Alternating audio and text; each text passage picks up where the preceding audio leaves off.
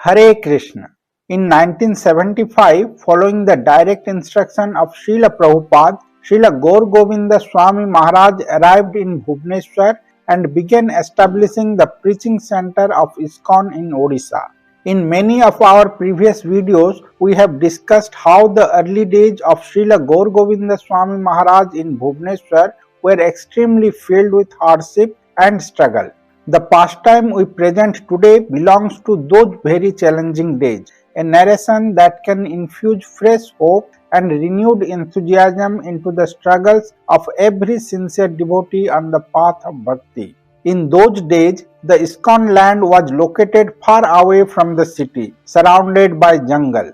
Srila Govinda Swami Maharaj constructed a small mud hut on the ISKCON land and lived there. Every day he would walk nearly 14 kilometers to the city, collecting alms and preaching the holy name. Throughout his life, Srila Govinda Swami Maharaj faced all kinds of dangers, from ghosts to dacoits. Yet he continued his mission undeterred, living an extremely austere and renounced life while relentlessly carrying on his service. Srila Prabhupada had given three main instructions to Srila Govinda Swami Maharaj. One of those instructions was to translate his books into the Odia language and preach throughout Odisha. To fulfill this instruction, Srila Govinda Swami Maharaj worked tirelessly and made it the sole mission of his life. Every day he would translate a fixed number of pages of Srila Prabhupada's books, and only after completing that quota would he take water. This was his solemn vow. If on any day due to other services he could not complete his translation work, he would not accept prasad at all and would observe a complete fast for the entire day. In 1981, His Grace Banamali Prabhu, who was staying with Srila Govinda Swami Maharaj at that time, recalls the intense struggle Srila Govinda Swami Maharaj underwent to fulfill his spiritual master's instruction. During that period, Maharaj began publishing the Odia edition of Back to Godhead, titled Bhagavad Darshan. Every month, this magazine was distributed throughout Odisha. At that time, the temple had no fixed income, nor were there regular donations. Maharaj could barely manage funds even for daily prasad. A good and affordable printing press was available in Cuttack, about 30 kilometers from Bhubaneswar.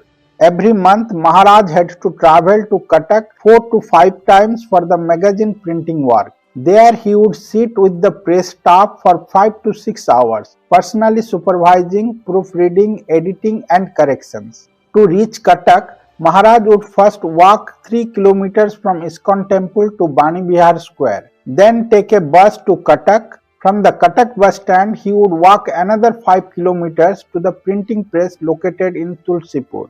After completing the work, he would return the same way, 5 kilometers on foot from the press back to the bus stand, then by bus to Bani Vihar, and finally 3 more kilometers on foot back to the ISKCON temple.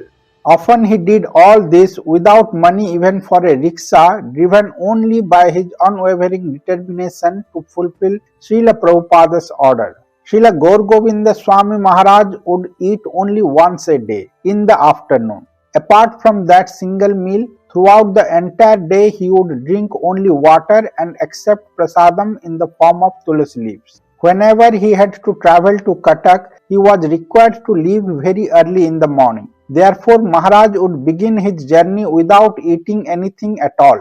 By the time he returned, it was often late in the evening, and Maharaj never accepted prasadam in the evening. The next morning, when the devotees would take morning prasadam around 9 am, they would naturally think that Maharaj would join them. But according to his strict personal vow, Srila Govinda Swami Maharaj would eat only in the afternoon. As a result, on the days of printing work, he would remain without food for nearly 48 hours. Seeing this, Banamali Prabhu felt deeply pained. One day he said to Maharaj, whenever we go to Cuttack, you have to observe such long fasting.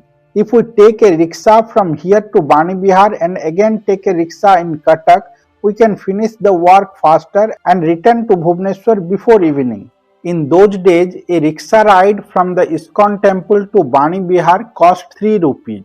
Hearing this, Srila Gaur Govinda Swami Maharaj replied calmly, "We do not have enough money to spend on rickshaw fare. Therefore, we must go on foot." Maharaj was extremely strict about spending temple funds because he considered that money to be the property of his spiritual master. He would say, "Whatever money comes to the temple is the wealth of my Guru-pāda-padma. My Guru Maharaj has sent this to me only for his service, not for personal convenience."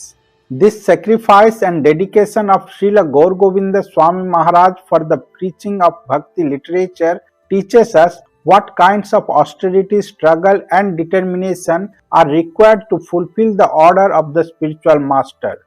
This incident stands as a living testimony to his unparalleled renunciation and devotion. For an ordinary person, such a level of struggle appears almost impossible, but acharyas who descend from the spiritual world personally embrace hardship and set living examples through their own lives. Their lives convey how much tapasya and sacrifice are required to spread the message of the Lord. This struggle for bhakti literature is not new. It is a sacred tradition of our Gaudiya Vaishnava lineage.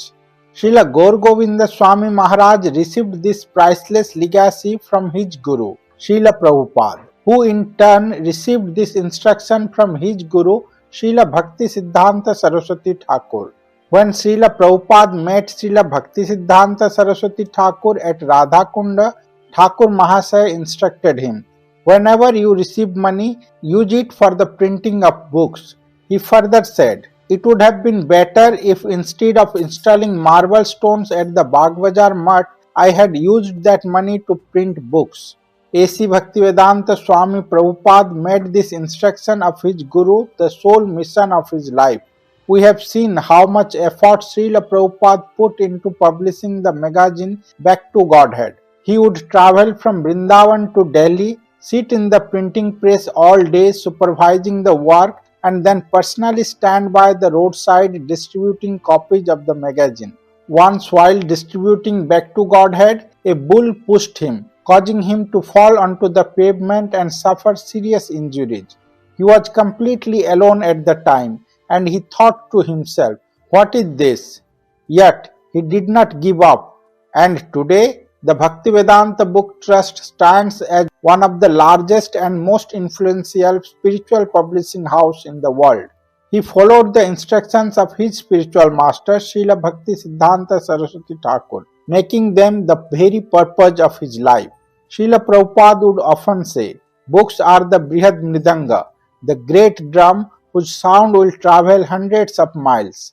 From the Six Goswamis of Vrindavan to Thakur Bhakti Vinod, Srila Bhaktisiddhanta Saraswati Thakur, A.C. Bhaktivedanta Swami Prabhupada and Srila Gaur Govinda Swami Maharaj. All our acharyas established and preserved bhakti literature through lives of intense struggle, austerity and sacrifice. This is not merely a story of physical hardship. It is a testimony to unbreakable faith, pure service attitude and absolute surrender at the lotus feet of the spiritual master. This Guru Nishtha, steadfast faith and loyalty to the spiritual master taught by the acharyas is the very soul of devotional life. To attain it, we require their mercy. They labored tirelessly and endured countless hardships to give us this priceless bhakti literature. When we read these sacred books, we become eligible to receive the mercy of all the acharyas. Hare Krishna.